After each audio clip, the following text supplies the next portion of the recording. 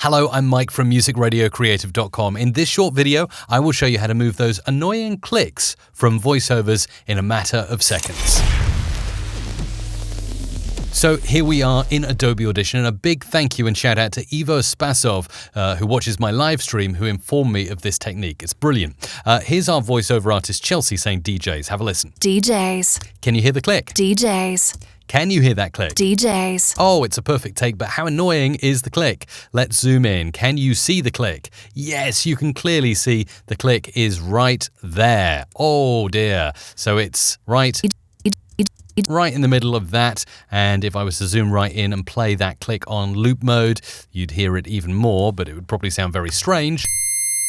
Yeah, something like that. Now, the usual technique is to change the duration of the audio by selecting from one part of the sine wave to the next part of the sine wave, hitting delete, and that should be a rough edit and a rough fix. Let's have a listen. It should sound okay now. DJs.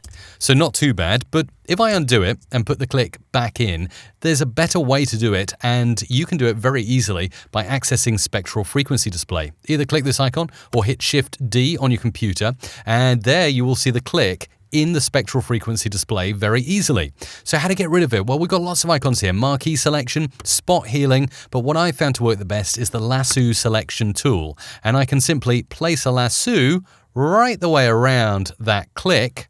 There it is. Hit the delete key to delete just those frequencies containing the click, and boom, the click disappears from the audio, and now I have not changed the duration of the audio, but I should have erased the click. DJs. That's the way to get rid of an annoying click in any voiceover DJs. inside Adobe Audition using the spectral frequency display.